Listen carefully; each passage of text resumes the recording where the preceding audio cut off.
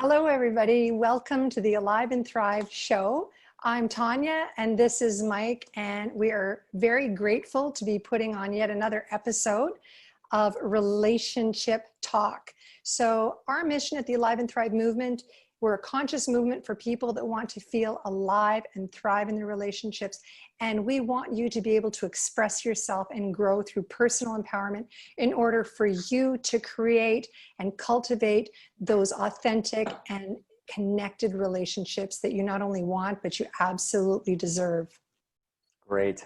Thanks, Tanya. Thanks for that. Hey, Mike, nice to see you. Nice to see you again.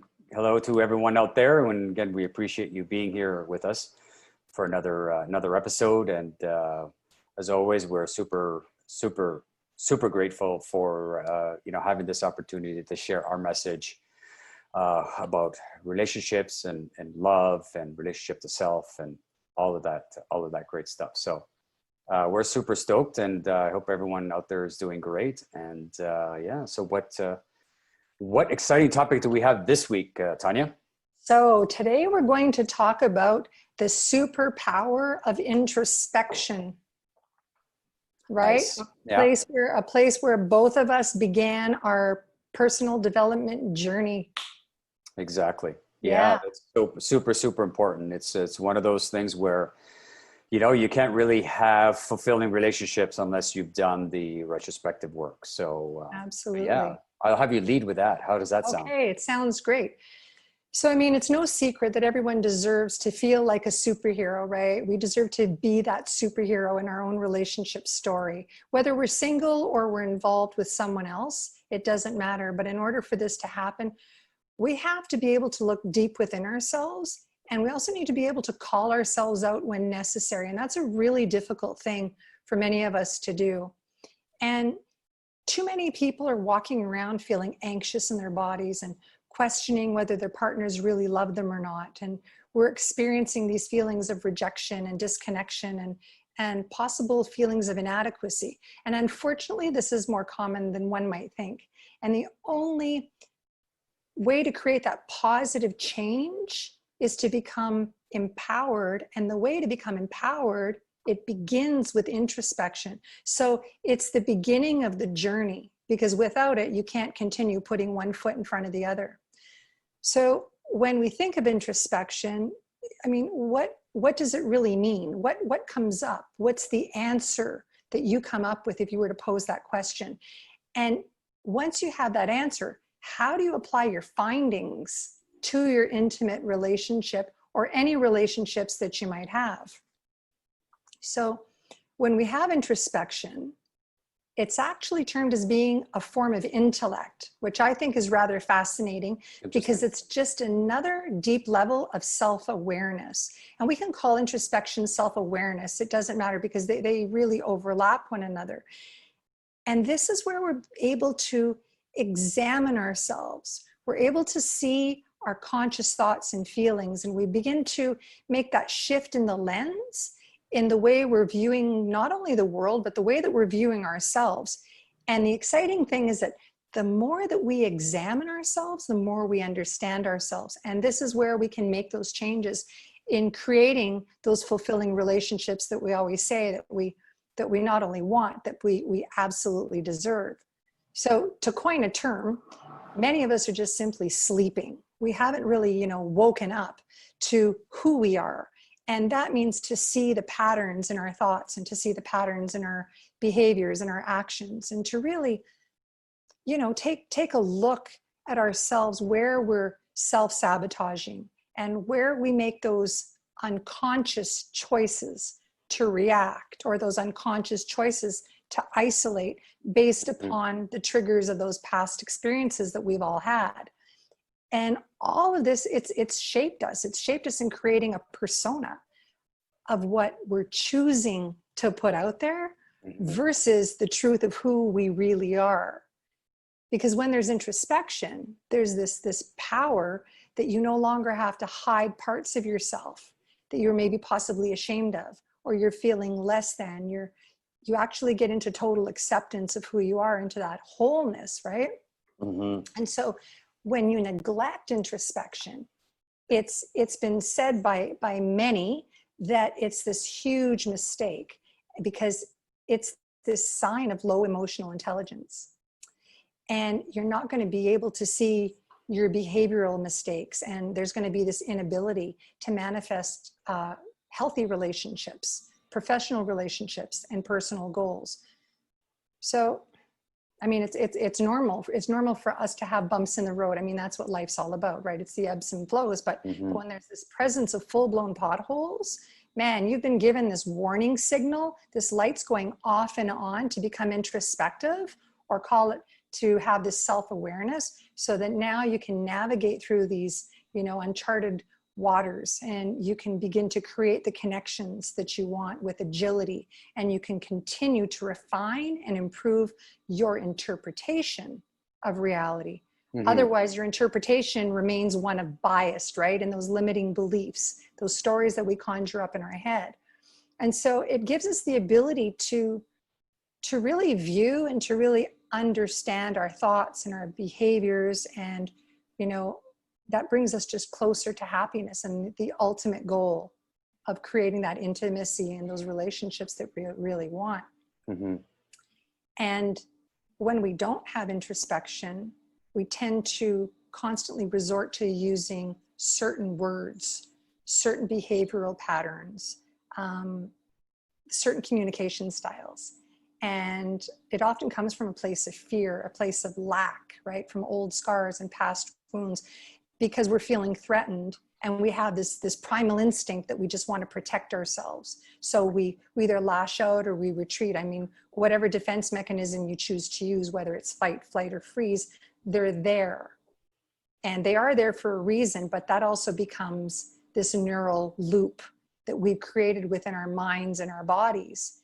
And this is what creates these barriers around our hearts. Right. And so when there's introspection, this allows us to look at ourselves as if we're hovering above somehow, you know, as third person. And we're looking through like the clearest of glass, because we can see our shortcomings. And we can now be open to constructive feedback, where before we may have become extremely defensive and felt very filled with resentment. And it allows us to accept others with compassion and understanding. Even if they're not coming from the same perspective that we are, we can have a respect that they're not coming from the same place. And so, you know, this glass that we're looking through now becomes crystal clear. And I mean, you know, we both know as coaches, as having done the work ourselves, as continuing to work as co-creators and co-coaches with our clients, that you become that team player, right? And you're able to just navigate through your life and through your relationships so much better, because you can actually feel the onset of those triggers. I mean, you literally feel that in your body. And so when that happens, then you're more cognizant of your behaviors and of those secondary thoughts that are triggered, and how you're going to make that conscious choice now, how you're going to react, or are you going to respond? So you're seeing things actually as they are, instead of how you want to believe them to be. Because, I mean, Mike, you and I both know it's, in the end, it's all about rational and neutral thinking. I mean, you know, to have that introspection means that you're neutral.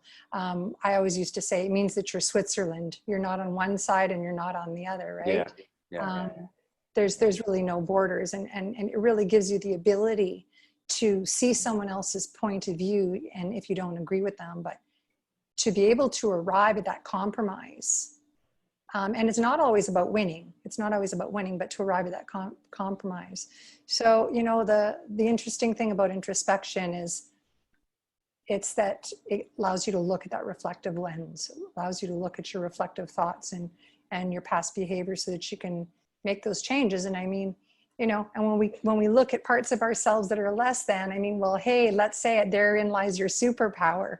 Yeah, exactly. Right? Yeah, it's very interesting. And you covered a lot of material there, and a lot of nuances to introspection. And what the beauty is of introspection is it actually gives you that what I always refer to personally as situational awareness that I got from, you know, the the aerospace industry kind of shows, where you really have this awareness of where you are and as emotionally, Right. because as you carry those emotions, we basically all walk around as just like balls of, or what do they call it, bags of water, with a little bit of anxiety, you know? So Right. it's kind of like we're filled with emotion. And when we have that situational awareness, that emotional awareness, we can behave, as you mentioned, behave in such a ways where we have equanimity, where we don't have reactions and triggers and things that allow us to kind of to unconsciously behave and speak to not only our partners but also to ourselves, because part of introspection, right, is work introspection to ourselves primarily first, in the relationship with self. And we're always a big Yes. proponents of And relationship with self. it begins with that inner dialogue, right? It Right, begins in the story that we choose to tell ourselves. So we're either going right. to choose to see things as they are, or we're going to choose to look through a clouded lens. Yeah, And and yeah, sorry to interrupt. And no, I think no. really the some of the challenges that most people have about introspective work, it can be extremely challenging. It can be very painful, Yes. and a lot of people are just afraid of what they may discover subconsciously. You know what I mean? There's kind of like this dynamic of, no, I'm good where I am who I am, and you create that story, as you mentioned, around the personality, the type of person I am. So you can have people out there that haven't done the introspection work that says, well, that's just the type of person I am if you're short-witted. You know what I mean? If you're short-tempered, so, oh, Right. just the way I've always been, and this is the way that I am. But And there are my reasons. father's this way, and my grandfather's that way. So Yeah, that's part of, my family history. This is who we are. right. And it's interesting because that's what us not getting, that people not getting introspective into themselves, really becomes a comfort zone, because it's so much easier to kind of just stay where we are, and because it's so comfortable. Because introspection work, and a lot of the work that we do with our clients and in our courses, is that, yeah, it is actually work. You need to kind of get into those uncomfortable areas to allow some of those things that we have harvested over time in past relationships and from childhood to really to come up and bubble to the surface. And that's where we kind of start to see change, Yeah, right? and I like that you mentioned that, right? To really go inward, Yeah, and to see it, to visualize your own yeah, behavior, and to take it a step further, is that it's fantastic when you can acknowledge it, but now we have to take accountability for it. And this, I think, well, it was for me anyway, and for many people that we work with, the hmm, next step seems to be the hardest, because this is part of the introspective work, means that you have to take accountability for your shortcomings. And that means that you have to make some apologies. You yeah. need to make things right. Absolutely. And again, that falls into, and maybe you can comment on this, is where does this fall under vulnerability and intimacy?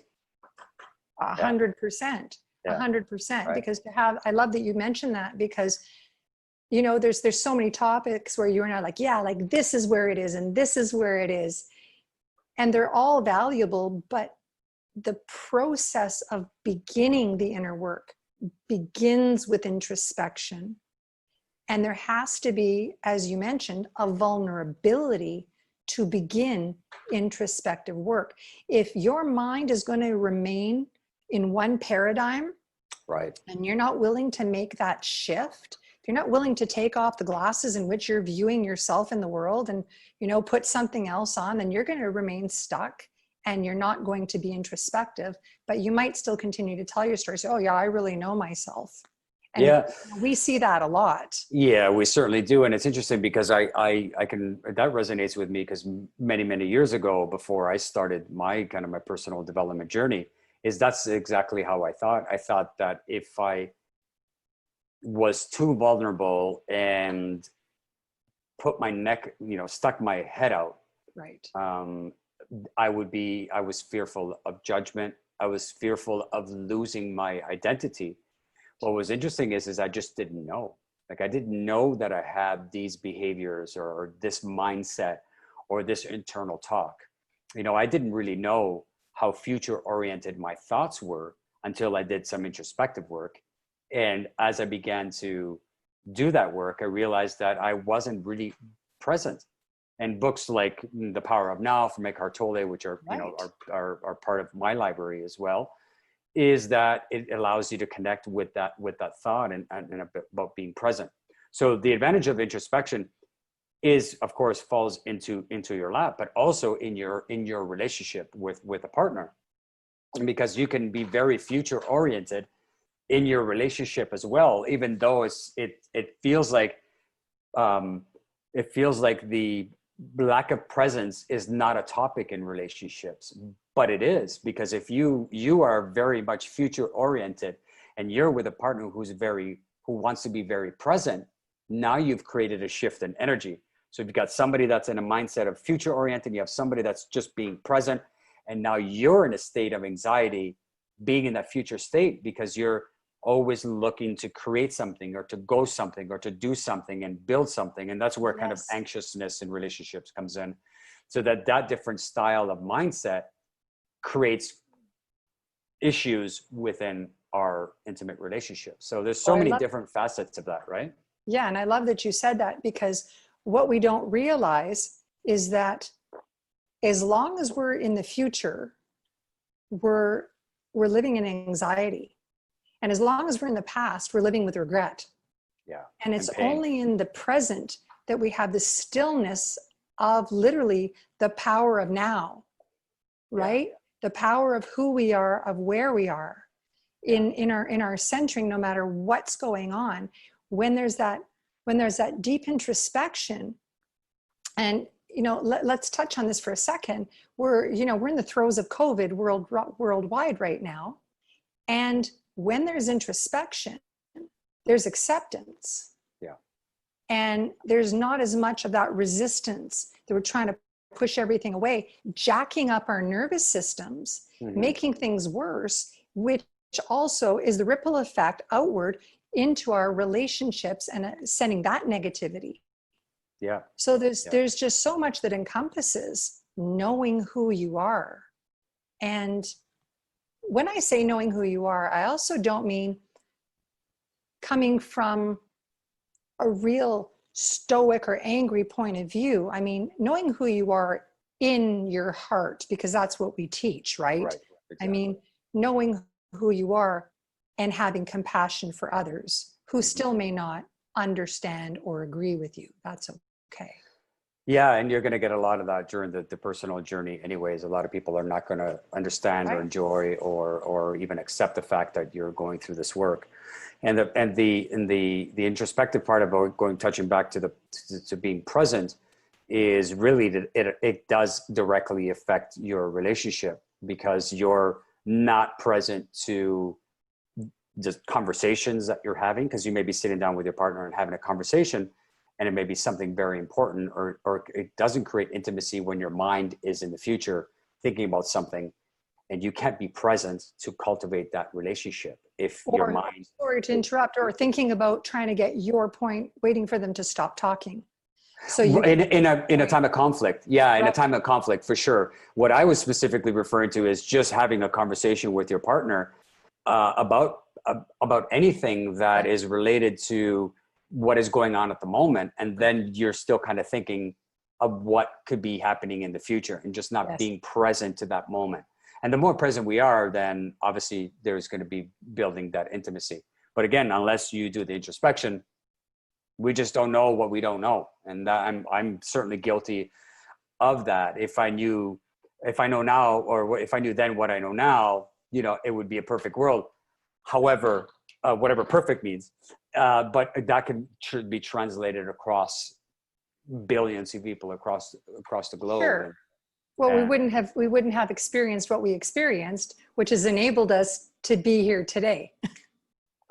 Exactly. And that's what it is. And really it's, there's a quote that says, don't see like the breakup as a loss, but as an experience. So anytime we move from one relationship to the next, whether it's intimate or, you know, with a friend, it is an experience where we've learned something about ourselves, as long as we are tuned to wanting to learn and not just fluffing it off as something. So historically, what people may do is when they break up with somebody, it's, oh, screw him or screw her and blah, blah, blah. And I've cut them off and I blocked them on everything, on every socials, and I'm not friends with them anymore. And it's like a bitter journey, as opposed to doing the introspection work and understanding what is it that I didn't bring to the relationship that I can do better the next time.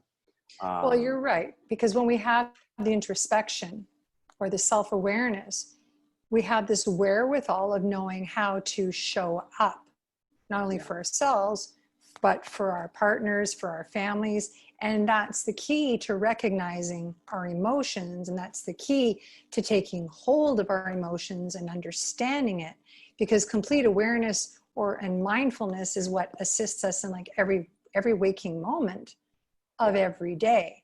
And what I find fascinating is that once you've embarked upon the introspective journey, your life just seems to get so much better, and you tend to attract so much more positivity in so many ways, because you really know yourself. And I remember making lists as a little girl of all the things that I wanted in a partner. But now my list, it's what I don't want. Right. Yeah. That's a list of what I don't want, which means I'm going to get all of this. Yeah. And it's interesting because on the list of what you may want in a partner, it's not always the list of, oh, I want him to be financially, or him or her, let's heteronormative, let's just say, I want him to be financially independent. I want her to be financially independent. I want this and I want that. And I want family oriented. And there's a bunch of check boxes that we want to check off. But as you go through introspection, for example, in me and seeking of a partner, my list is not about necessarily being family oriented, blah, blah, blah, blah, blah, blah. My list is like, have they read The Power of Now? Have they done the shadow work? Have they done the introspective tough work? Have they healed properly from a previous relationship? Have they healed childhood wounds? Because all of that stuff presents itself into a partnership once the honeymoon phase kind of fades away. Because as you develop values and as you develop kind of a relationship plan in a relationship, that stuff starts to surface. And yeah, that's kind of the list that I look for now is, has this person done the introspective work? Done the work. Yeah, because I can hold space for someone that can hold space for themselves also. And that's where we kind of talk about two people coming into the relationship from a place of empowerment. Absolutely. So. Absolutely. Because it's this energy. It's this energy between two people. And if one energy is open and one energy is closed, then that's never going to work. Mm-hmm. I mean, if someone's coming from a place of always defining themselves, and I was saying, well, I'm this and I'm that, and you're constantly having to define yourself, then there's always going to be a butting of the heads. Yeah. For somebody who's done the introspective work, because we understand that when you're conscious, that you're not defined as anything, right? Yeah. You've like you said, and you've healed, because we all have healing to do. I don't care who you are and where you come from. There's always healing to be done. Yeah. How do you think that translates to parenting? The introspective work. Oh my goodness, huge. As a parent, as a mother of two young adult women now, I have apologized to my girls. I mean, they've always said, they continue to tell me that I'm, the best mom on the planet, but I'm able to now see where I made mistakes with them, where I navigated them improperly. I was basing things upon beliefs and mimicking behaviors of my parents, particularly my mother. And yeah, I made a lot of mistakes, and I can't say unfortunately, because it is what it is. Yeah, it is what it is. But Yeah. I woke up, right, from that Right. sleeping state that I was in. And once I was able to have that introspection, as you say, and we'll touch on this, I'm sure, in every episode, the shadow parts of myself where I can say that I was incapable and did feel inadequate and really wanted to be validated and seen and accepted and supported, and really channeled my kids to other children, other families, to the good families. I mean, I made a lot of mistakes, Mm-hmm. and so I had to apologize to them. And fortunately, you know, they got on the right path, or they were always on the right path, but they've now able to make their own choices and decisions from a very, very conscious place. Mm-hmm. And it's really important as parents for us to remember that our children are watching, they're hearing, they're seeing the smallest of articulations, and they're picking up on the smallest nuances that parents are putting out. And we often believe, which is limiting again, but we believe that it's not affecting them. And there's so many parents that, oh God, kids are resilient. Kids are resilient. Sure, they're resilient until they're an adult. Yeah, they're resilient And, until they're not.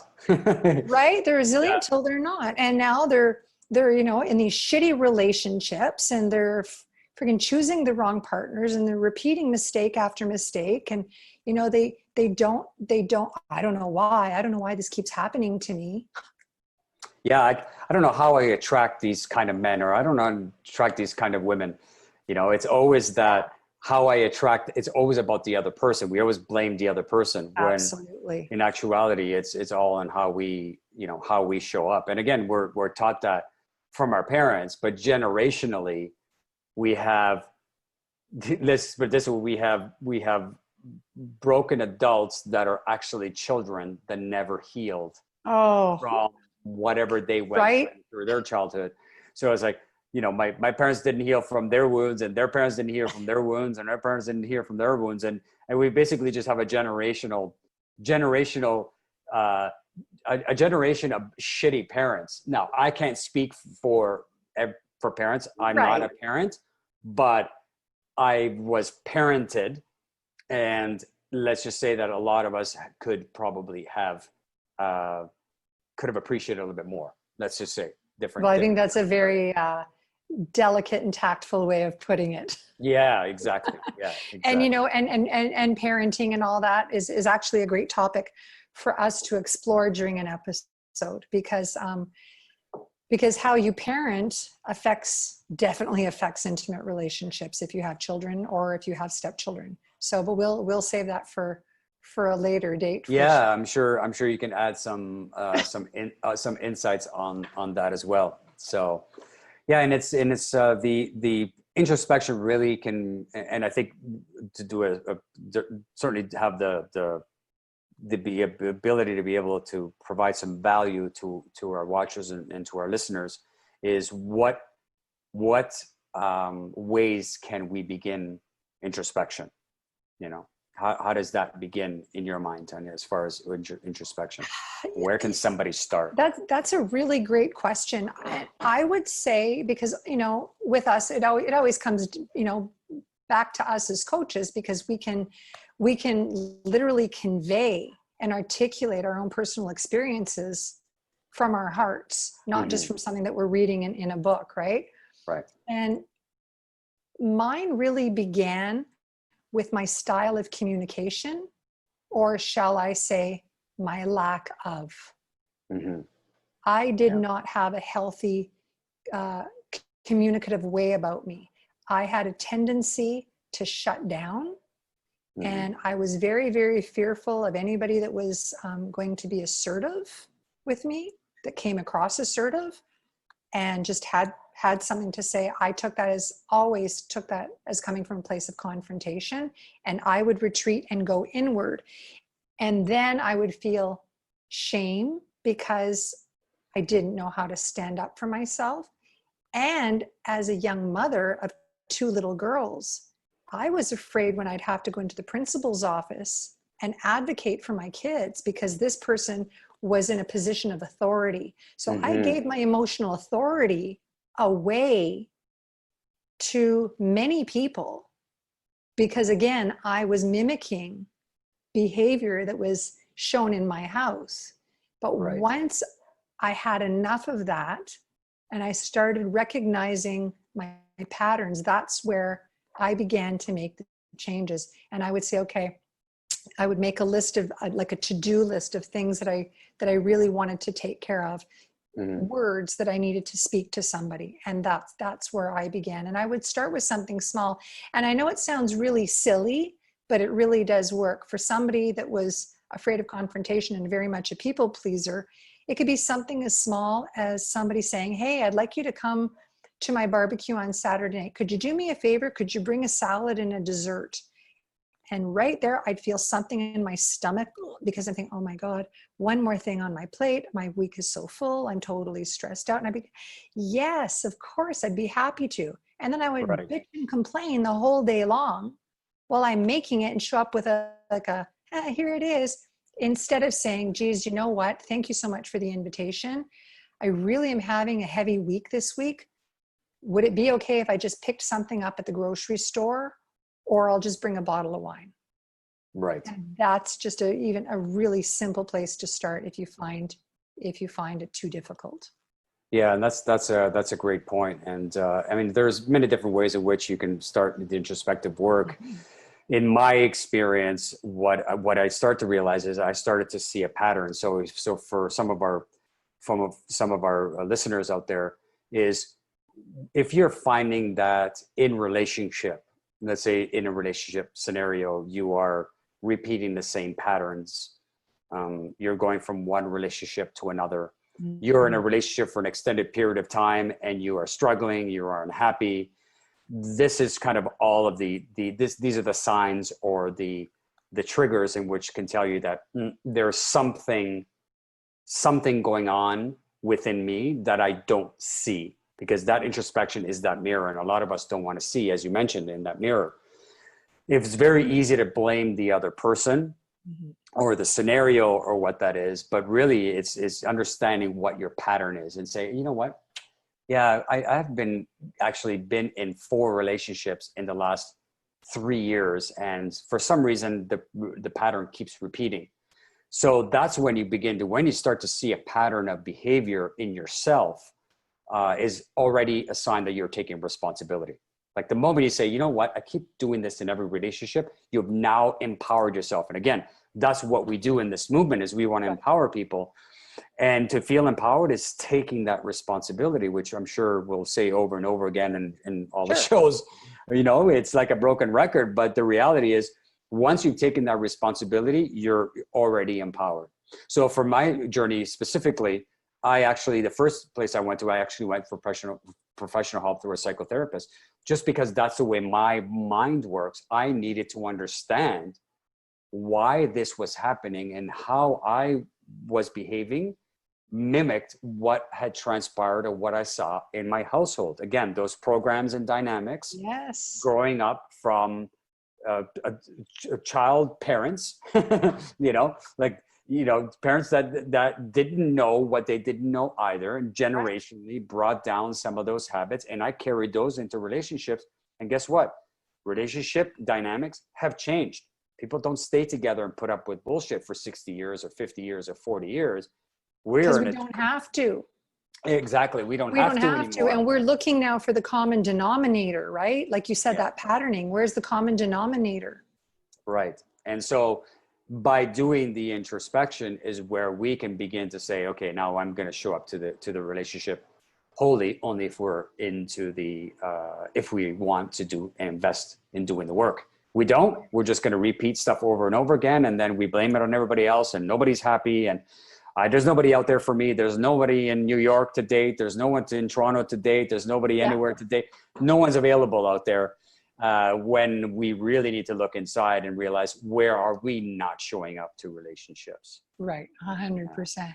And I think, there's a question that needs to be asked. And the question is, what is it that's holding us back from getting to know ourselves? I mean, there's this innate fear of meeting ourselves. People think that it's always opening up that proverbial can of worms.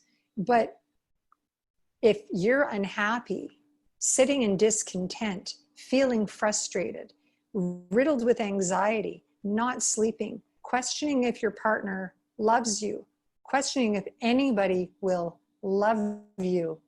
Right. I mean, that's a surefire invitation to take a look at yourself and become empowered so you can arrive at making choices, decisions, compromise, open dialogue, all of these necessary elements in order to create those healthy relationships that you're seeking. And also it also allows you to let go of relationships that don't serve you.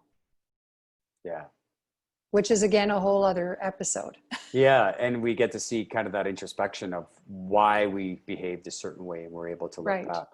Yeah. And that's the beauty of the work that we do through our various products and through our, through our services, through our coaching, is a lot of that work is introspective work. So we talk about values, and we talk about where we self-sabotage. And, if you ask somebody what their values are, they might, name off one or two or three, but really we're never taught to look inward and say, what do we really value? And then live a life in that way. And we have things like self-sabotage that we do, and things, how we get triggered. And right. So that's part of the work that we do with our clients, and the products that we have is a big piece of it is introspection, because it starts with us. And then of course it translates into our intimate relationships, or all relationships really. But all since our relationships, focus, no matter all where relationship, you are, right? parenting with, as you mentioned, with your children, all of that stuff is very up to the surface. Yeah. For sure. So wonderful. Yeah. So this has been great. I mean, I love the introspection piece, because it's almost like the pioneering of us living powerfully and bringing that beauty of self-love, because that's one of the things of self-love, is really going deep and self-loving and self-caring and self-forgiveness through introspection, and creating these amazing relationships. Well, Mike, you're 100% right. Thanks for saying that, because if we don't have introspection, then we will not know if and where we're lacking self-confidence, self-esteem, a lack of self-worth, self-image, all of that. Without the introspection, even healing from trauma, there has to be some introspection so that you can move forward and move past traumatic events in your life. Yes. So it's really in my opinion, it's the foundation, so to speak. Yeah, absolutely. So yes, thank you for your insights today. As always, it's a pleasure. And pleasure. Thank you to the community for joining us. We are again very grateful for being given this opportunity and this platform to empower people to fulfilling relationships. And if you like this, please 5-star rate it, share it, it, comment it, do all of the socials thing. We really appreciate your time. And we'll see you all in the next episode. Okay. Ciao. Bye.